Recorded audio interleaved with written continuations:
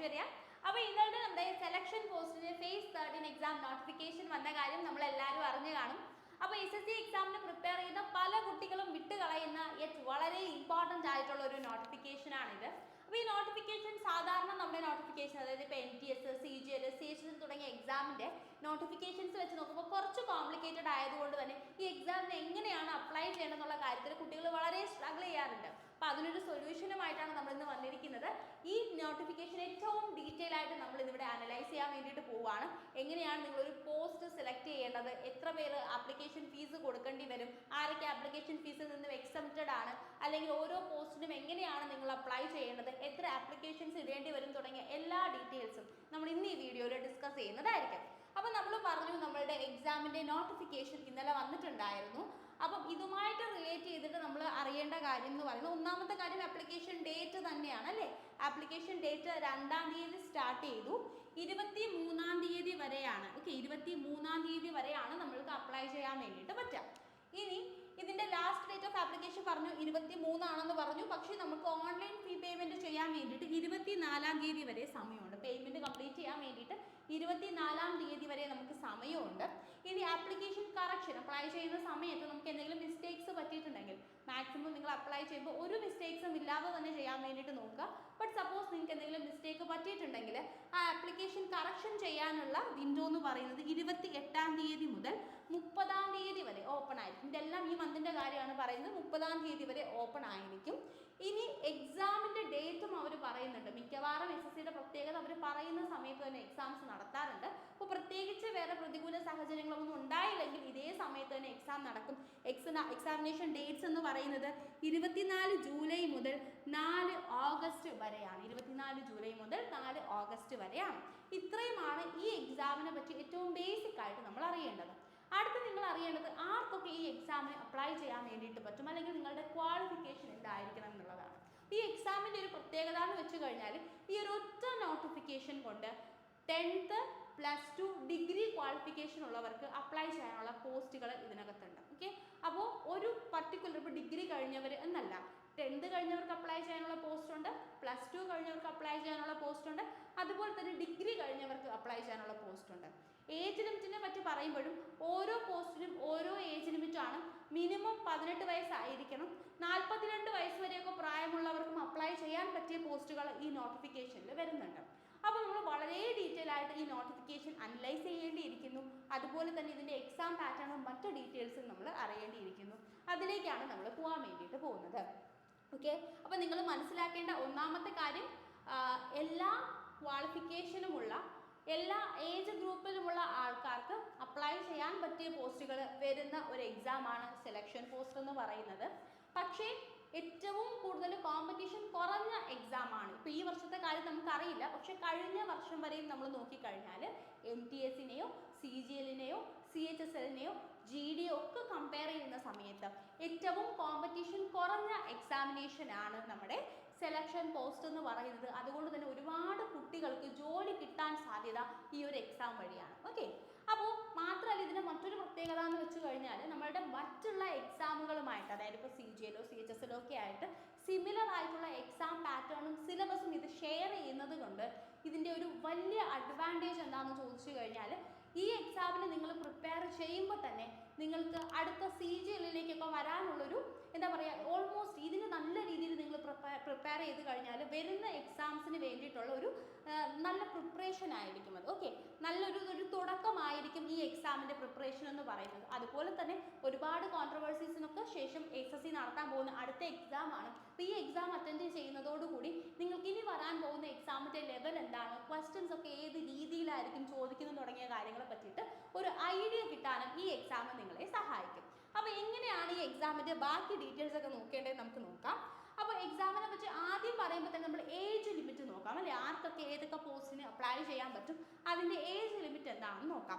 പോസ്റ്റുകൾ നമ്മൾ ഏറ്റവും അവസാനം ഡിസ്കസ് ചെയ്യും. അപ്പോൾ നിങ്ങൾ ഇപ്പോഴേ മനസ്സിലാക്കേണ്ട കാര്യം, നമ്മൾ ആദ്യമേ പറയുന്ന കാര്യങ്ങളെല്ലാം തന്നെ പോസ്റ്റുകൾ ഡിസ്കസ് ചെയ്യുന്ന സമയത്ത് നിങ്ങൾക്കത് കൃത്യമായിട്ട് ചൂസ് ചെയ്യാൻ നിങ്ങളെ സഹായിക്കാനാണ്. അപ്പോൾ ചില പോസ്റ്റുകൾ നമുക്ക് കാണാൻ പറ്റും ഏജ് ലിമിറ്റ് 25 വയസ്സാണ്. ഓക്കെ, അപ്പോൾ ഏജ് ലിമിറ്റ് 18-നും 25 വയസ്സിനും ഇടയിലുള്ള പോസ്റ്റുകളാണെന്നുണ്ടെങ്കിൽ നിങ്ങൾ ജനിച്ചത് 2/8/2000-നും 1/8/2007 ഇടയിലായിരിക്കണം. ഓക്കെ, അതാണ് അതിൻ്റെ ഒരു കണ്ടീഷൻ. ഇനി അടുത്തത് 27 വയസ്സ് പ്രായമുള്ളവർക്ക്, 18 മുതൽ 27 വയസ്സ് വരെ പ്രായമുള്ളവർക്ക് അപ്ലൈ ചെയ്യേണ്ട പോസ്റ്റുകളാണെങ്കിലോ 2/8/1998 1/8/2007 ഇടയിൽ ജനിച്ച ആൾക്കാർക്കാണ് അപ്ലൈ ചെയ്യാൻ വേണ്ടിയിട്ട് പറ്റുക. ഇനി അടുത്ത് 18 വയസ്സിനും 28 വയസ്സിനും ഇടയിലുള്ള ആൾക്കാർക്ക് അപ്ലൈ ചെയ്യാൻ പറ്റിയ പോസ്റ്റുകളാണെങ്കിൽ 2/8/1997 1/8/2007 ഇടയിൽ ജനിച്ച ആൾക്കാർക്കാണ് ഇത് അപ്ലൈ ചെയ്യാനായിട്ട് പറ്റുക. അടുത്ത് 30 വയസ്സ് വരെ, 18 വയസ്സിനും 30 വയസ്സിനും ഇടയിൽ പ്രായമുള്ളവരാണെങ്കിലോ 2/8/1995 1/8/2007 ഇടയിൽ, അതായത് 2/8/1995 മുന്നേ ജനിച്ചവർക്ക് അപ്ലൈ ചെയ്യാൻ പറ്റില്ല, അതിനുശേഷം ജനിച്ചവരായിരിക്കണം. അതുപോലെ തന്നെ 1/8/2007 ശേഷം ജനിച്ചവർക്കും അപ്ലൈ ചെയ്യാൻ പറ്റില്ല, അതിന് മുന്നേ ജനിച്ചവരായിരിക്കണം. അടുത്ത 35 വയസ്സ് ഏജ് ലിമിറ്റ് വരുന്ന പോസ്റ്റുകളാണെന്നുണ്ടെങ്കിൽ 2/8/1990 1/8/2007 ഇടയിൽ ജനിച്ചവരായിരിക്കണം. മിനിമം ഏജ് ലിമിറ്റ് 18 വയസ്സാണ് ക്രൈറ്റീരിയ, അത് എല്ലാ പോസ്റ്റിനും കോമൺ ആണ്. മാക്സിമം ഏജ് ലിമിറ്റ് ആണ് നമ്മൾ മാറി വരുന്നത്. 18-നും 37-നും ഇടയിൽ പ്രായമുള്ളവരാണെങ്കിലോ 2/8/1988 1/8/2007 ഇടയിൽ ജനിച്ചവരായിരിക്കണം. 18-നും 42-നും ഇടയിൽ ഏജ് വരുന്ന പോസ്റ്റുകളാണെന്നുണ്ടെങ്കിൽ 2/8/1983 അതുപോലെ തന്നെ 1/8/2007 ഇടയിൽ ജനിച്ചവരായിരിക്കണം. ഇനി അടുത്ത് 25 വയസ്സിൻ്റെ കാര്യം നമ്മൾ ഓൾറെഡി ഡിസ്കസ് ചെയ്തായിരുന്നു അല്ലേ. 25 വയസ്സ് ഏജ് ലിമിറ്റ് വരുന്ന പോസ്റ്റുകളുടെ കാര്യം നമ്മൾ ഓൾറെഡി ഡിസ്കസ് ചെയ്തിട്ടുണ്ടായിരുന്നു. ബാക്കി ഇതെല്ലാം തന്നെ ചില പോസ്റ്റുകൾ ഇനി 21 വയസ്സിനും അതുപോലെ തന്നെ 25 വയസ്സിനും ഇടയിൽ, അല്ലെങ്കിൽ 21 വയസ്സിനും 27 വയസ്സിനും ഇടയിൽ, അതായത് മിനിമം ഏജ് ലിമിറ്റ് എന്ന് പറയുന്നത് 18 അല്ലാത്ത ചില പോസ്റ്റുകളുണ്ട്. അവരുടെ ഡീറ്റെയിൽസ് ആണ് ഇവിടെ കൊടുത്തിരിക്കുന്നത്. ഇപ്പോൾ 21 വയസ്സിനും 25 വയസ്സിനും ഒരു മിനിമം ഏജ് 21 ആയിരിക്കണം എന്ന് നിർബന്ധമുള്ള പോസ്റ്റുകളാണെന്നുണ്ടെങ്കിൽ 2/8/2000 1/8/2004 ഇടയിൽ ജനിച്ചവർക്ക് അപ്ലൈ ചെയ്യാൻ പറ്റും. അതുപോലെ തന്നെ 21-നും 27-നും ഇടയിൽ പ്രായമുള്ളവരാണെങ്കിൽ 2/8/1998 1/8/2004 ഇടയിലായിരിക്കും നിങ്ങൾക്ക് അപ്ലൈ ചെയ്യാനായിട്ട് പറ്റുക. ഇനി 21 വയസ്സിനും 28 വയസ്സിനും ഇടയിലാണ് പ്രായമെങ്കിലോ 2/8/1997 മുതൽ 1/8/2004 വരെ ഉള്ളവർക്ക് അപ്ലൈ ചെയ്യാനായിട്ട് പറ്റും.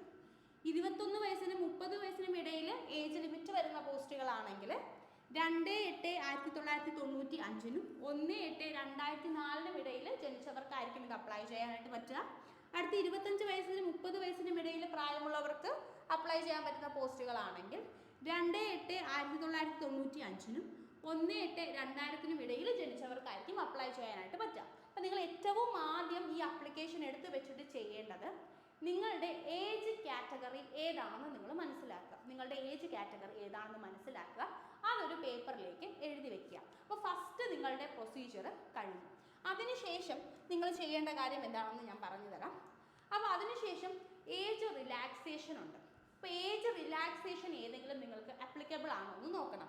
പ്രത്യേകിച്ച് പറഞ്ഞു കഴിഞ്ഞാൽ SC/ST കാറ്റഗറിയിൽ പെടുന്നവർക്ക് ഇപ്പോൾ പറഞ്ഞതിൽ നിന്നും 5 വർഷം ഏജ് റിലാക്സേഷൻ കിട്ടും.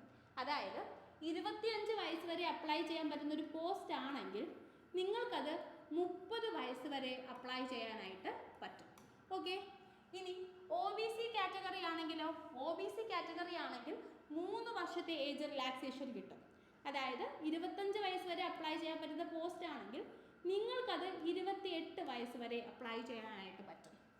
ഇനി അടുത്ത് PWBD കാറ്റഗറി ആണെങ്കിൽ ജനറൽ ഉള്ളവർക്ക് തന്നെ 10 വർഷത്തെ ഏജ് റിലാക്സേഷൻ, അതായത് 25 വയസ്സിൻ്റെ പോസ്റ്റിന് നിങ്ങൾക്ക് 35 വയസ്സ് വരെ അപ്ലൈ ചെയ്യാനായിട്ട് പറ്റും.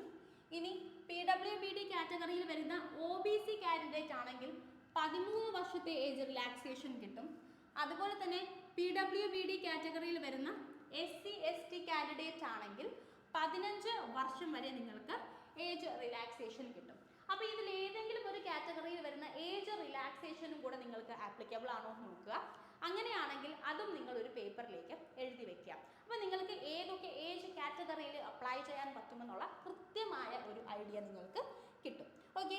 നമുക്ക് ഏകദേശം 350ഓളം വേക്കൻസീസ് പോസ്റ്റുകൾ ഇതിനകത്ത് വന്നിട്ടുണ്ട്. സെലക്ഷൻ പോസ്റ്റ് എന്ന് പറയുമ്പോൾ കൃത്യമായിട്ട് ഇന്നൊരു ഡിപ്പാർട്ട്മെൻറ്റിലെ ഇന്നൊരു പോസ്റ്റ് അങ്ങനെയല്ല, എല്ലാ ഡിപ്പാർട്ട്മെൻറ്റുകളിലെയും പല പല പോസ്റ്റുകൾ ഒന്നിച്ചാണ് അവർ വിളിക്കുക. ഓക്കെ, അപ്പോൾ അങ്ങനെ ഒരു ഏകദേശം 2400 കൂടുതൽ വേക്കൻസീസ് വന്നിട്ടുണ്ട്. പല ഡിപ്പാർട്ട്മെൻറ്റ്, ചില ഡിപ്പാർട്ട്മെൻറ്റിൽ 2 വേക്കൻസി ആയിരിക്കും ഫില്ല് ചെയ്യേണ്ടത്, ചില ഡിപ്പാർട്ട്മെൻറ്റിൽ 50 വേക്കൻസി ഫില്ല് ചെയ്യാൻ കാണും. അപ്പോൾ അങ്ങനെയായിരിക്കും. ഇപ്പോൾ ഓരോ ഡിപ്പാർട്ട്മെൻറ്റിലെയും വേക്കൻസീസ് വെച്ച് നോക്കുമ്പോൾ ഏകദേശം 300ഓളം ഡിപ്പാർട്ട്മെൻറ്റുകളിലേക്ക് തന്നെ നമുക്ക്, അല്ലെങ്കിൽ 300ഓളം ജോലികൾ ഇതിനകത്ത് വരുന്നുണ്ട്. അപ്പോൾ അതുകൊണ്ടാണ് നിങ്ങൾക്ക് പല കാറ്റഗറിയിലുള്ള ജോലികൾ നിങ്ങൾക്ക് അപ്ലൈ ചെയ്യാനായിട്ട് പറ്റും. അപ്പോൾ അതുകൊണ്ട് നിങ്ങൾ കൃത്യമായിട്ട് ഇതെല്ലാം അറിയുക. നിങ്ങൾ എക്സാമിന് അപ്ലൈ ചെയ്യാൻ ഇരിക്കുന്നതിന് മുന്നേ തന്നെ ബാക്ക്ഗ്രൗണ്ടിൽ കുറച്ച് വർക്ക് ചെയ്തതിന് ശേഷം അപ്ലൈ ചെയ്യാനിരുന്നാലായിരിക്കും നിങ്ങൾക്ക് ആപ്ലിക്കേഷൻ പ്രോസസ്സ് കുറച്ച് ഈസി ആയിട്ട് കംപ്ലീറ്റ് ചെയ്യാനായിട്ട് പറ്റുക. അപ്പോൾ നിങ്ങൾ ഏറ്റവും ആദ്യം തന്നെ നിങ്ങളുടെ ഏജ് കാറ്റഗറി കണ്ടുപിടിക്കുന്നു, നിങ്ങൾക്ക് ഏജ് റിലാക്സേഷൻ കിട്ടുന്നുണ്ടോ എന്ന് ഉറപ്പുവരുത്തുന്നു. അടുത്ത് നിങ്ങൾ ചെയ്യേണ്ടത് എന്താണെന്ന് ചോദിച്ചു കഴിഞ്ഞാൽ നിങ്ങളുടെ എസെൻഷ്യൽ ക്വാളിഫിക്കേഷൻ്റെ ക്രൂഷ്യൽ ഡേറ്റ് തിരിച്ചറിയുക എന്നുള്ളതാണ്. അപ്പോൾ നിങ്ങൾ ഏതൊരു എക്സാം എഴുതുമ്പം ഡിഗ്രി കഴിഞ്ഞ് നിൽക്കുന്ന ആളാണ്, അല്ലെങ്കിൽ +2 കഴിഞ്ഞ് നിൽക്കുന്ന ആളാണ്, 10th കഴിഞ്ഞ് നിൽക്കുന്ന ആളാണെന്നൊക്കെ ഉണ്ടെങ്കിൽ നിങ്ങളുടെ എസെൻഷ്യൽ ക്വാളിഫിക്കേഷൻ നിങ്ങൾക്ക് 1/8/2025 മുന്നേ, ഓഗസ്റ്റ് 2025 മുന്നേ തന്നെ നിങ്ങൾക്ക് കിട്ടിയിട്ടുണ്ടായിരിക്കണം. ഓക്കെ, അപ്പോൾ ഓൾറെഡി ഇപ്പോൾ ഡിഗ്രി കഴിഞ്ഞ് റിസൾട്ടൊക്കെ വന്നൊരു കുട്ടിയാണെങ്കിൽ നിങ്ങൾക്ക് 10th ലെവല് അതുപോലെ തന്നെ 12th ലെവല് അതിൻ്റെ കൂടെ തന്നെ ഗ്രാജുവേഷൻ ലെവലിനും അപ്ലൈ ചെയ്യാനായിട്ട് പറ്റും. ഓൾറെഡി ഗ്രാജുവേഷൻ കഴിഞ്ഞ് നിൽക്കുന്ന ഒരാളാണെങ്കിൽ ഈ 3 ലെവലിലുമുള്ള പോസ്റ്റുകളിലേക്ക് നിങ്ങൾക്ക് അപ്ലൈ ചെയ്യാനായിട്ട് പറ്റും. ഇപ്പോൾ 12th മാത്രമുള്ള ഒരാളാണെങ്കിൽ നിങ്ങൾക്ക് 10th പോസ്റ്റുകളിലേക്ക് അപ്ലൈ ചെയ്യാനായിട്ട് പറ്റും, 12th പോസ്റ്റുകളിലേക്ക് അപ്ലൈ ചെയ്യാനായിട്ട് പറ്റും. മെട്രിക്കുലേഷൻ ജസ്റ്റ് 10th കഴിഞ്ഞ് നിൽക്കുന്ന കുട്ടികളാണ്, നിങ്ങൾക്ക് 18 വയസ്സായിട്ടുണ്ടെന്നുണ്ടെങ്കിൽ നിങ്ങൾക്ക് 10th പോസ്റ്റുകളിലേക്ക് മാത്രമേ അപ്ലൈ ചെയ്യാനായിട്ട് പറ്റത്തുള്ളൂ.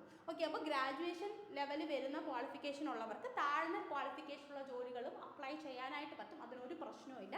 നിങ്ങളുടെ മാക്സിമം ക്വാളിഫിക്കേഷൻ ഗ്രാജുവേഷൻ ആയിരിക്കണം എന്നുള്ളതാണ്. അതുപോലെ തന്നെ ചില പോസ്റ്റുകൾ ഇപ്പോൾ എഞ്ചിനീയറിംഗ് ഗ്രാജുവേറ്റ്സിന് ചോദിക്കുന്ന പോസ്റ്റുകളുണ്ട്. അതുപോലെ തന്നെ ഇപ്പോൾ MSc കെമിസ്ട്രി ഉള്ളവർ, അല്ലെങ്കിൽ ഫിസിക്സിൽ MSc ഉള്ളവർ, അങ്ങനെ MSc ഉള്ളവരെ ചോദിക്കുന്ന പോസ്റ്റുകളുമുണ്ട്.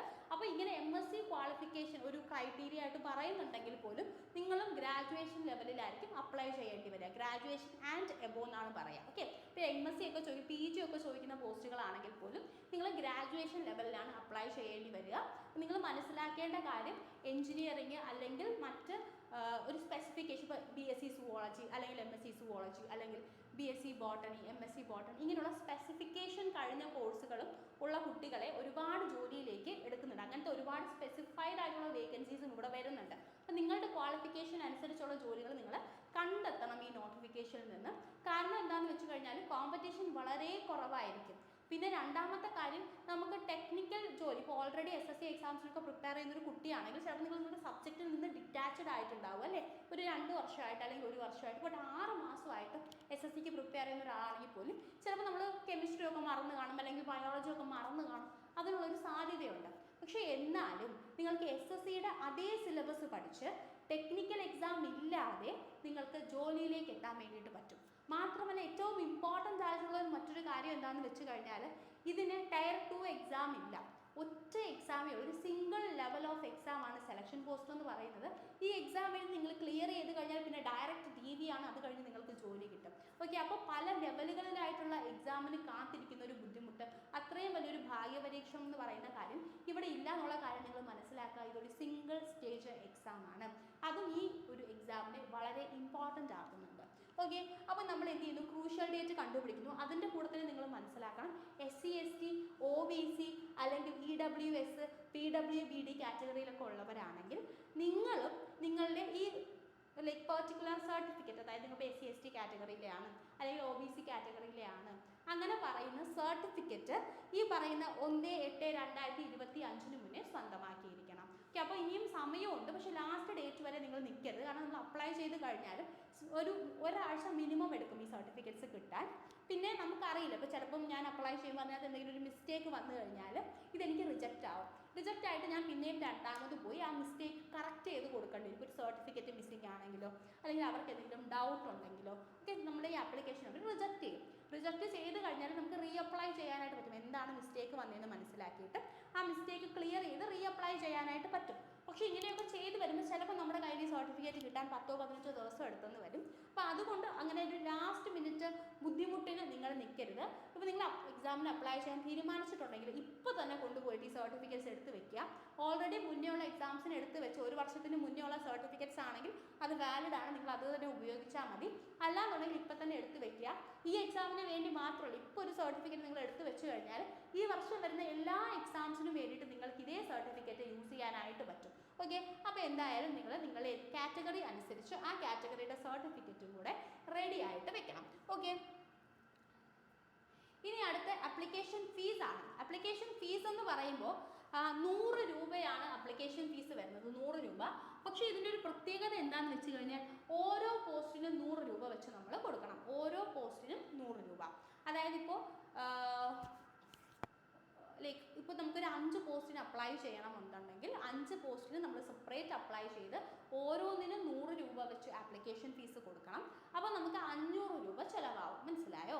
ഇങ്ങനെയാണ് ഇതിൻ്റെ ആപ്ലിക്കേഷൻ ഫീസ് വരിക. അതുകൊണ്ട് തന്നെ ഒരുപാട് കുട്ടികൾക്ക് ഈ എക്സാമിന് അപ്ലൈ ചെയ്യുമ്പോൾ ഒരു ബുദ്ധിമുട്ടും വരും. അതുകൊണ്ടാണ് ഞാൻ ക്ലിയർ ആയിട്ട് നിങ്ങൾക്ക് റീജിയനും പോസ്റ്റുകളും എല്ലാം പറഞ്ഞു തരുന്നത്. കാരണം നിങ്ങൾക്ക് നോട്ടിഫിക്കേഷൻ എടുത്ത് വെച്ചിട്ട് നിങ്ങൾക്ക് ഏതൊക്കെ പോസ്റ്റിന് അപ്ലൈ ചെയ്യാൻ പറ്റുമെന്ന് കൃത്യമായിട്ട് മനസ്സിലാക്കി ഒരു 10 പോസ്റ്റ് അല്ലെ 10 പോസ്റ്റിന് അപ്ലൈ ചെയ്യണമെങ്കിൽ പോലും നമുക്ക് 1000 രൂപ വേണം. അല്ലെങ്കിൽ ഒരു 15 പോസ്റ്റ് ചൂസ് ചെയ്ത് നിങ്ങൾക്ക് കിട്ടാൻ കൂടുതൽ സാധ്യതയുള്ള, കിട്ടിയാൽ നിങ്ങൾക്ക് സന്തോഷത്തോടു കൂടി പോയി നിന്ന് ചെയ്യാൻ പറ്റുന്ന ഒരു സ്ഥലത്തുള്ള നല്ല ഒരു ജോലി നിങ്ങൾക്ക് ചൂസ് ചെയ്ത് അതിന് അപ്ലൈ ചെയ്യാൻ വേണ്ടിയിട്ടാണ് ഇത്രയും ഡീറ്റെയിൽ ആയിട്ട് കാര്യങ്ങൾ പറഞ്ഞു തരുന്നത്. അപ്പോൾ ഓരോ പോസ്റ്റിനും നിങ്ങൾ എന്ത് ചെയ്യണം? 100 രൂപ വെച്ചിട്ട് സെപ്പറേറ്റ് പേ ചെയ്യേണ്ടി വരും എന്നുള്ള കാര്യം ഓർക്കുക. പിന്നെ ഈ ഫീ പേയ്മെൻറ്റ് എന്ന് പറയുന്നത് നമുക്ക് ഓൺലൈനായിട്ട് നടത്താൻ വേണ്ടിയിട്ട് പറ്റും. Bhim UPI, net banking, visa card, master കാർഡൊക്കെ ഉപയോഗിച്ചിട്ട് നമുക്ക് പേയ്മെൻറ്റ് നടത്താനായിട്ട് പറ്റും. പിന്നെ ഇതിനകത്ത് ഓർത്തിരിക്കേണ്ട ഒരു കാര്യം എന്ന് വെച്ച് കഴിഞ്ഞാൽ ഈ ആപ്ലിക്കേഷൻ ഫീസ് എക്സംപ്റ്റഡ് ആയിട്ടുള്ള കുറച്ച് ആൾക്കാരുണ്ട്. അതായത് നമ്മൾ എന്ത് ചെയ്യേണ്ട, ആപ്ലിക്കേഷൻ ഫീസ് കൊടുക്കാതെ നമുക്ക് ഫ്രീ ആയിട്ട് രജിസ്റ്റർ ചെയ്യാൻ വേണ്ടിയിട്ട് പറ്റും. ആർക്കൊക്കെയാണെന്ന് ചോദിച്ചു കഴിഞ്ഞാൽ വുമൺ കാൻഡിഡേറ്റ്സിന്, എല്ലാ കാറ്റഗറിയിലും വരുന്ന വുമൺ കാൻഡിഡേറ്റ്സിന്, അതുപോലെ തന്നെ SC ഷെഡ്യൂൾഡ് കാസ്റ്റിൽ വരുന്ന ആൾക്കാർക്ക്, അതുപോലെ തന്നെ ഷെഡ്യൂൾഡ് ട്രൈബ്സിൽ വരുന്ന ആൾക്കാർ, persons with benchmark disabilities PWBD കാറ്റഗറിയിൽ വരുന്ന ആൾക്കാർ, അതുപോലെ തന്നെ എക്സ് സർവീസ്മെൻ തുടങ്ങിയ ആൾക്കാർക്ക് ഫീ പേയ്മെൻറ്റ് നടത്തേണ്ട ആവശ്യമില്ല. അപ്പം നിങ്ങൾ ഓർക്കേണ്ട കാര്യം, ഈ കാറ്റഗറിയിൽ വരുന്ന ആൾക്കാർ ഓർക്കേണ്ട കാര്യം, നിങ്ങൾ മാക്സിമം പോസ്റ്റുകൾക്ക് അപ്ലൈ ചെയ്യാം. നിങ്ങൾക്ക് അപ്ലൈ ചെയ്യാൻ പറ്റുന്ന ക്രൈറ്റീരിയ ഉള്ള എല്ലാ പോസ്റ്റുകൾക്കും നിങ്ങൾ അപ്ലൈ ചെയ്യുക. കാരണം നിങ്ങൾ ഫീ പേയ്മെൻറ്റ് കൊടുക്കേണ്ട ആവശ്യമില്ല. മറ്റ് ഫീ പേയ്മെൻറ്റ് കൊടുക്കേണ്ടി വരുന്ന ജനറൽ കാറ്റഗറിയിലൊക്കെയുള്ള ആൺകുട്ടികളുടെ കാര്യമാണ് ഞാൻ പറഞ്ഞത്. നിങ്ങൾ എന്ത് ചെയ്യുക, നിങ്ങൾ വളരെ സ്പെസിഫിക് ആയിട്ട് നോക്കി നിങ്ങൾക്ക് ജോലി കിട്ടാൻ സാധ്യതയുള്ള പോസ്റ്റുകൾ കണ്ടെത്തി കൃത്യമായിട്ട് അപ്ലൈ ചെയ്യുക. അതിനുവേണ്ടി ചിലവാകുന്ന 1000-ഓ 2000-ഓ നിങ്ങൾ കണക്കാക്കണ്ട. കാരണം ഈ ഒരു എക്സാമിലൂടെ നിങ്ങൾക്ക് ജോലിയിലേക്ക് എത്തിപ്പെടാനുള്ള സാധ്യത എന്ന് പറയുന്നത് വളരെ കൂടുതലാണ്. ഓക്കെ, അപ്പോൾ ഓൺലൈൻ പേയ്മെൻറ്റ് നടത്തേണ്ട ലാസ്റ്റ് ഡേറ്റ് നമ്മൾ ഓൾറെഡി ഡിസ്കസ് ചെയ്തായിരുന്നു. അത് 24/6/2025 ആണ്. ഓക്കെ, ഇനി അടുത്ത കാര്യം നമ്മൾ നോക്കേണ്ടതെന്ന് വെച്ച് കഴിഞ്ഞാൽ സെൻറ്ററുകളാണ്. അപ്പോൾ ഓരോ റീജിയനും ആ റീജിയനിൽ വരുന്ന ഏരിയാസും ഏതൊക്കെയാണെന്ന് നമ്മൾ മനസ്സിലാക്കണം. കാരണം ഓരോ റീജിയനിലെയും വേക്കൻസി സെപ്പറേറ്റ് ആയിട്ടാണ് വരിക. ഇപ്പം എനിക്കൊരു ജോലി കിട്ടുകയാണ്, അത് ബീഹാറിലാണെങ്കിൽ ചിലപ്പോൾ ഞാൻ പോകാനുള്ള സാധ്യത കുറവാണ്. ചില ആൾക്കാർക്ക് അതൊരു പ്രശ്നം ഉണ്ടാവില്ല. നമുക്ക് എവിടെയാണെങ്കിലും ഒരു ജോലി കിട്ടിയാൽ മതി, ഞാൻ സന്തോഷത്തോടെ പോയി ചെയ്യും, അങ്ങനെ വിചാരിക്കുന്നവരും ഉണ്ട്. അപ്പോൾ അതുകൊണ്ട് തന്നെ ഈ റീജിയൻ ചൂസ് ചെയ്യുക എന്ന് പറയുന്നത് വളരെ ഇമ്പോർട്ടൻ്റ് ആണ്. അപ്പം നമ്മുടെ ജോബ് നോക്കുമ്പോൾ ലാസ്റ്റ് നമുക്ക് ജോബ് ഇങ്ങനെയാണ് നിങ്ങൾ കണ്ടുപിടിക്കേണ്ടത്, ഞാൻ കാണിച്ചു തരും പോസ്റ്റ് കണ്ടുപിടിക്കേണ്ടതെന്ന്. അപ്പോൾ അവിടെ നമ്മൾ അറിയേണ്ട ഒരു കാര്യമാണ് റീജിയൻ. അപ്പോൾ ഓരോ റീജിയനും അവിടെ വരുന്ന ഏരിയാസും ഏതൊക്കെയാണെന്ന് നോക്കിയിട്ട് ഏതൊക്കെ റീജിയനിലാണെങ്കിലാണ് നിങ്ങൾ പോയി ജോലി ചെയ്യുക എന്നുള്ളൊരു കാര്യം നിങ്ങൾ കണ്ടുപിടിക്കുക. എസ്പെഷ്യലി ആപ്ലിക്കേഷൻ ഫീസ് കൊടുക്കേണ്ടി വരുന്നവർ. കാരണം നിങ്ങൾ പോയി ജോലി ചെയ്യാൻ സാധ്യതയില്ലാത്തൊരു സ്ഥലമാണെന്നുണ്ടെങ്കിൽ നിങ്ങൾ അവിടെ അപ്ലൈ ചെയ്യുന്നതിന് പിന്നെ പോയിന്റ് ഇല്ലല്ലോ, നിങ്ങൾക്ക് പൈസ ഒരുപാട് നഷ്ടമാവുന്നല്ലേ ഉള്ളൂ. അപ്പോൾ റീജിയൻസ് നോക്കുന്ന സമയത്ത് ആദ്യം CR എന്ന് കൊടുത്തിട്ടുണ്ടെങ്കിൽ അത് സെൻട്രൽ റീജിയൻ ആണ്. അപ്പോൾ സെൻട്രൽ റീജിയൻ എന്ന് പറഞ്ഞാൽ നിങ്ങൾ മനസ്സിലാക്കണം, നിങ്ങൾക്ക് ജോലി കിട്ടാൻ പോകുന്നത് ബീഹാറിലും ഉത്തർപ്രദേശിലും ഒക്കെ ആയിരിക്കും. ഏത് സ്ഥലത്തുള്ളവർക്ക് വേണം, നമുക്ക് വേണമെങ്കിലും സെൻട്രൽ റീജിയനിൽ അപ്ലൈ ചെയ്യാനായിട്ട് പറ്റും. ഒരേ റീജിയനിൽ തന്നെ പല പോസ്റ്റുകൾക്കും പല റീജിയനിലും ഒന്നിച്ച് അപ്ലൈ ചെയ്യാൻ വേണ്ടി പറ്റും. അതായത് എനിക്കിപ്പോൾ സെൻട്രൽ റീജിയനിലും അപ്ലൈ ചെയ്യാൻ പറ്റും, ഈസ്റ്റേൺ റീജിയനിലും ഒന്നിച്ച് അപ്ലൈ ചെയ്യാൻ വേണ്ടിയിട്ട് പറ്റും. അങ്ങനെ ഒരു റീജിയനിൽ തന്നെ ജോലിക്ക് അപ്ലൈ ചെയ്യണം എന്നുള്ള ക്രൈറ്റീരിയ ഇവിടെ ഇല്ല. ഓക്കെ, അങ്ങനെ ഒരു കാര്യമില്ല, അത് നിങ്ങൾ നോട്ട് ചെയ്യുക. അപ്പോൾ സെൻട്രൽ റീജിയൻ ആണെന്നുണ്ടെങ്കിൽ അവിടെ വരുന്നത് ബീഹാറും ഉത്തർപ്രദേശും ആണ്. ഇനി അടുത്ത ഈസ്റ്റേൺ റീജിയൻ ആണെങ്കിൽ ആൻഡമാൻ നിക്കോബാർ ഐലൻഡുകൾ വരും, ജാർഖണ്ഡ് വരും, ഒഡീഷ വരും, സിക്കിം വരും, വെസ്റ്റ് ബംഗാൾ വരും. ഇത്രയും ഏരിയാസ് ആണ് ഈസ്റ്റേൺ റീജിയനിൽ വരുന്നത്. അടുത്ത KKR റീജിയൻ, നമ്മളൊക്കെ വരുന്നൊരു റീജിയനാണ് KKR റീജിയൻ, അല്ലെങ്കിൽ കേരള കർണാടക റീജിയൻ. അപ്പോൾ ഇവിടെ വരുന്നത് കേരള വരും, കർണാടക വരും, ലക്ഷദ്വീപ് വരും. അപ്പോൾ ഇവിടെ വരുന്ന പോസ്റ്റുകൾക്ക് അപ്ലൈ ചെയ്ത് കഴിഞ്ഞാൽ നിങ്ങൾക്ക് ഉറപ്പായിട്ടും അപ്പോയിൻമെൻറ്റ് കിട്ടാൻ പോകുന്നത് കേരളത്തിലോ കർണാടകയിലോ ലക്ഷദ്വീപിലോ ആയിരിക്കും. പക്ഷേ എവിടെയുള്ളവർക്ക് വേണമെങ്കിൽ ഇങ്ങോട്ടേക്ക് അപ്ലൈ ചെയ്യാനായിട്ട് പറ്റും. ജോലി കിട്ടുന്നത് ഇവിടെയുള്ളവർക്കായിരിക്കും. ഐ മീൻ ഇപ്പോൾ ഞാൻ തമിഴ്നാട്ടിലാണ് എങ്കിലും എനിക്ക് KKR റീജിയനിൽ അപ്ലൈ ചെയ്യാനായിട്ട് പറ്റും. എനിക്ക് ഒരേ സമയം KKRലും ഈസ്റ്റേൺ റീജിയനിലും CR റീജിയനിലും ഒക്കെ അപ്ലൈ ചെയ്യാനായിട്ട് പറ്റും.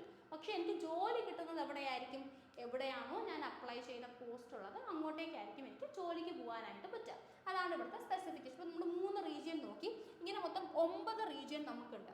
അടുത്തത് വരുന്നത് MPR റീജിയൻ അല്ലെങ്കിൽ മധ്യപ്രദേശ് റീജിയൻ ആണ്.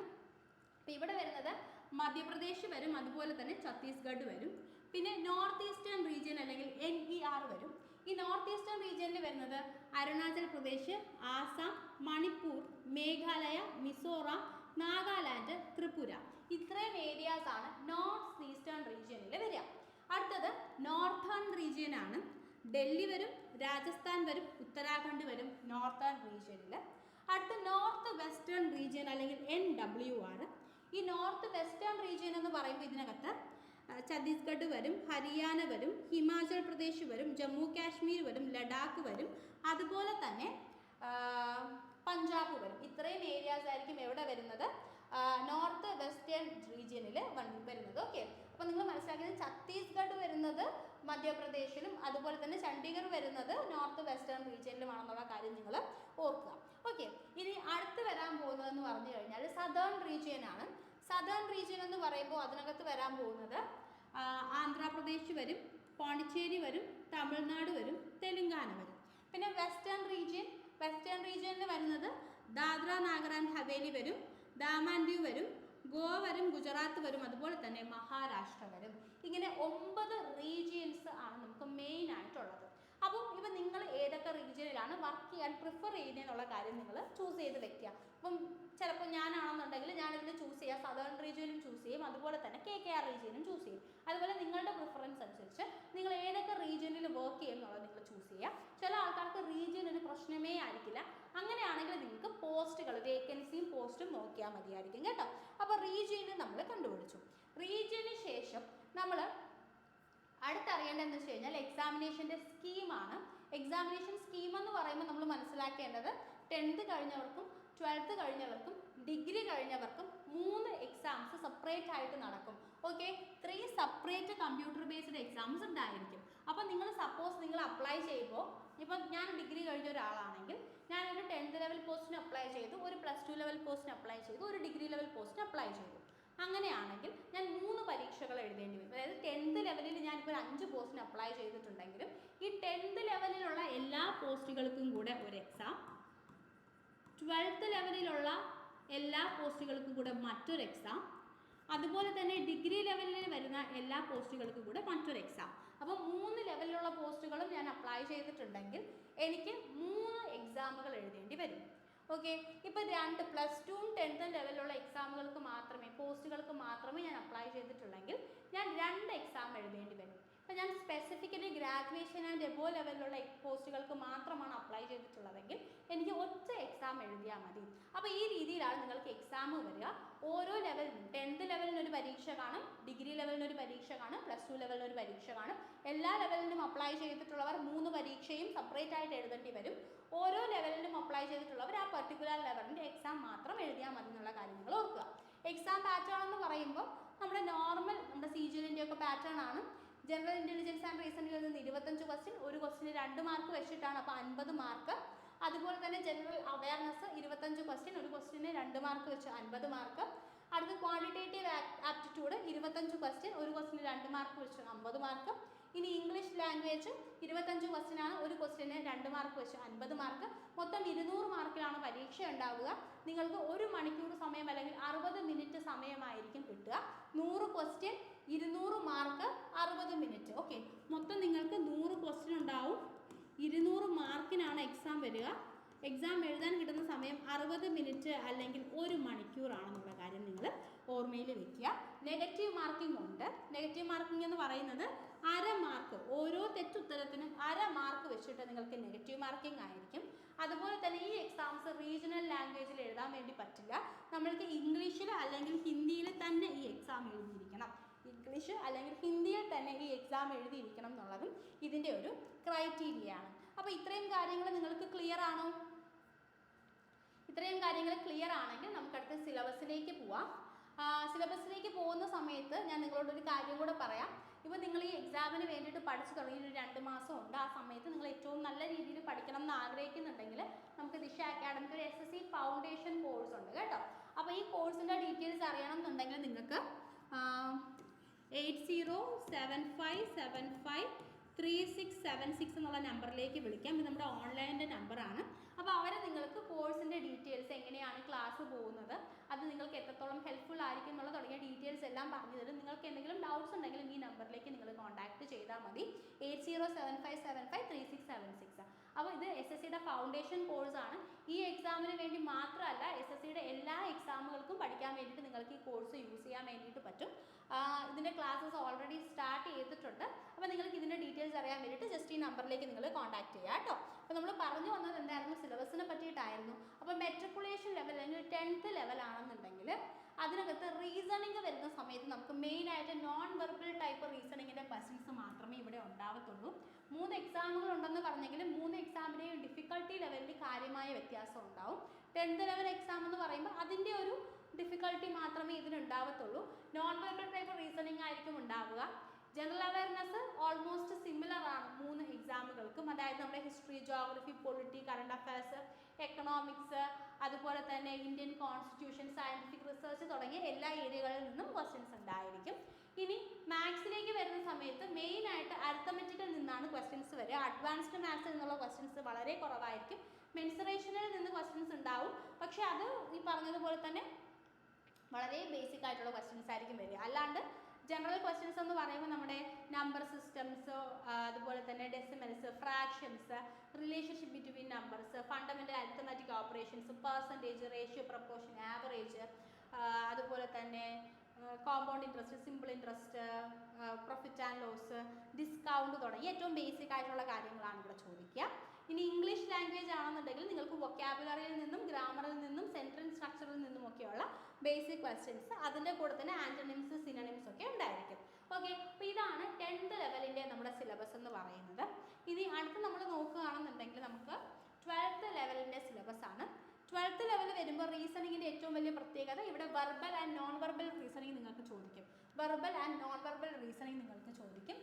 ഈ ടോപ്പിക്കുകളെല്ലാം ഇവിടെ ഡീറ്റെയിൽ ആയിട്ട് കൊടുത്തിട്ടുണ്ട്. നമ്മുടെ നമ്പർ അനലോഗി ചോദിക്കും, trends, figure analogy, Venn diagrams, space orientations, schematic classifications തുടങ്ങിയ ജനറൽ ഇൻ്റലിജൻസിൽ നിന്നുള്ള ക്വസ്റ്റ്യൻസ് ഉണ്ടായിരിക്കും. അതിൻ്റെ കൂടെ തന്നെ ജനറൽ അവയർനെസ്സിൽ നിന്ന് നമ്മൾ നേരത്തെ പറഞ്ഞതുപോലെ തന്നെ നമ്മുടെ GKയിൽ നിന്ന് നോർമലി ചോദിക്കുന്ന ഏരിയാസ്, എൻവിറോൺമെൻറ്റൽ കെമിസ്ട്രി, അതിൻ്റെ കെമിസ്ട്രി അല്ല, എൻവിറോൺമെൻറ്റൽ സയൻസ്, അതിൻ്റെ കൂടെ തന്നെ ഹിസ്റ്ററി, ജോഗ്രഫി, പൊളിറ്റി, എക്കണോമിക്സ്, ഇങ്ങനത്തെ കാര്യങ്ങൾ, കൂടുതൽ കറണ്ട് അഫയേഴ്സും ഇവിടെ ചോദിക്കും. അത് ഓൾമോസ്റ്റ് GK എല്ലാ എക്സാംസിനും ഒരുപോലെയാണ് വരുന്നത്. അത് കഴിഞ്ഞിട്ട് ഇനി ക്വാണ്ടിറ്റേറ്റീവ് ആപ്റ്റിറ്റ്യൂഡിലേക്ക് വരുവാണെങ്കിൽ നമുക്ക് അരിത്തമെറ്റിക്കിൽ നിന്നുള്ള ക്വസ്റ്റ്യൻസും ഉണ്ടാവും. അതിൻ്റെ കൂടെ തന്നെ അഡ്വാൻസ്ഡ് ടോപ്പിക്സ് ആയിട്ട് നമ്മൾ കൺസിഡർ ചെയ്യുന്ന ജോമെട്രി, മെൻസുറേഷൻ, അതുപോലെ തന്നെ ട്രിഗ്നോമെട്രി, സ്റ്റാറ്റിസ്റ്റിക്സ്, ഇതിൽ നിന്നൊക്കെയുള്ള ക്വസ്റ്റ്യൻസ്, ഓൾജിബ്ര, ഇതിൽ നിന്നുള്ള ക്വസ്റ്റ്യൻസ് ഒക്കെ നമുക്ക് എക്സ്പെക്റ്റ് ചെയ്യാൻ വേണ്ടിയിട്ട് പറ്റും.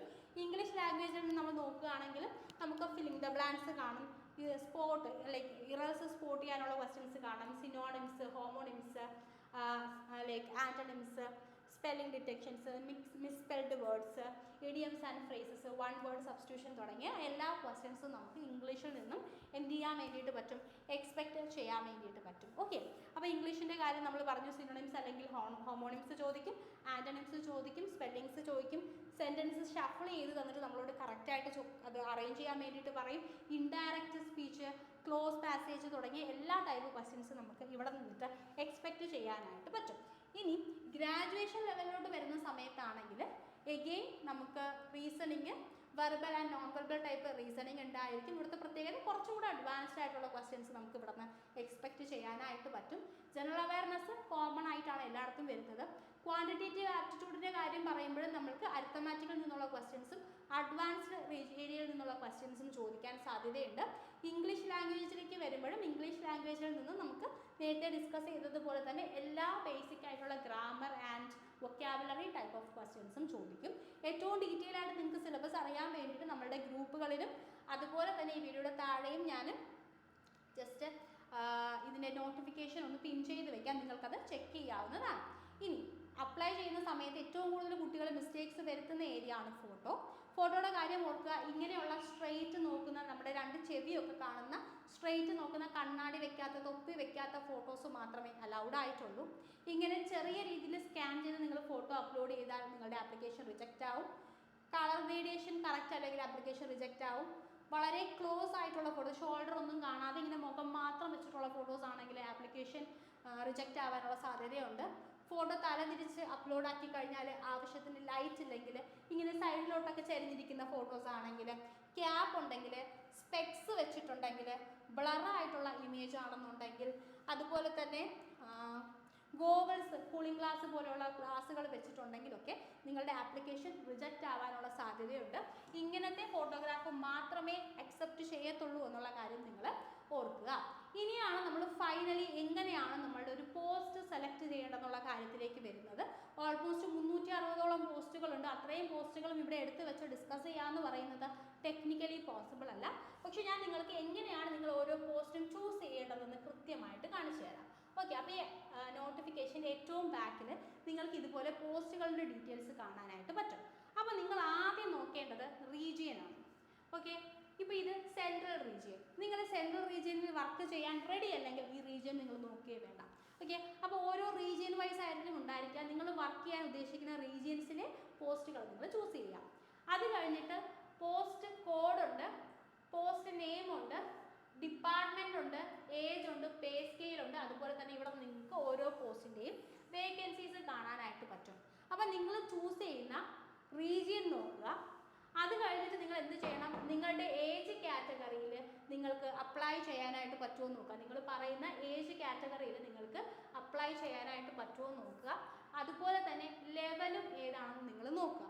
ഓക്കെ, അതിനുശേഷം നിങ്ങൾക്ക് എന്ത് ചെയ്യാം, ഏറ്റവും കൃത്യമായിട്ട് ഈ എക്സാമിന് വേണ്ടിയിട്ട് അപ്ലൈ ചെയ്യാം. നിങ്ങൾ പറയുന്ന കാറ്റഗറിയിൽ നിങ്ങളുടെ ഏജ് ലിമിറ്റിനകത്ത് വരുന്ന പോസ്റ്റുകൾ നിങ്ങൾക്ക് എന്ത് ചെയ്യാം, നിങ്ങളുടെ ക്വാളിഫിക്കേഷൻ നോക്കാം. ചിലപ്പോൾ ഇങ്ങനെ ഇവിടെയൊക്കെ matriculation level graduation and above വരുന്നുണ്ട്. ചിലപ്പോൾ സ്പെസിഫൈ ചെയ്ത് ഏതെങ്കിലും ഒരു പർട്ടിക്കുലർ ഡിഗ്രി ഉള്ള ആൾക്കാർ, ഏതെങ്കിലും ഒരു പർട്ടിക്കുലർ PG ഉള്ള ആൾക്കാരെന്നൊക്കെ അവർ ചോദിക്കും. അപ്പോൾ നിങ്ങൾക്ക് പറ്റുന്ന പോസ്റ്റുകളെല്ലാം നിങ്ങൾ എഴുതുക.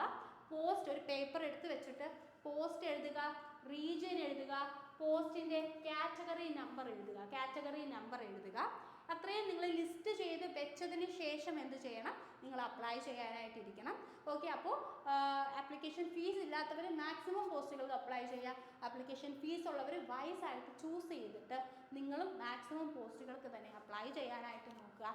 സോ നിങ്ങൾക്ക് ആപ്ലിക്കേഷൻ പ്രോസസ്സ് ക്ലിയർ ആയെന്ന് വിചാരിക്കുന്നു. Thank you so much. Happy learning.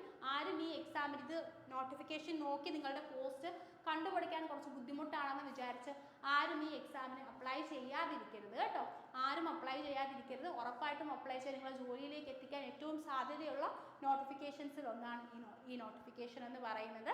So നന്നായിട്ട് പഠിക്കുക. Thank you so much.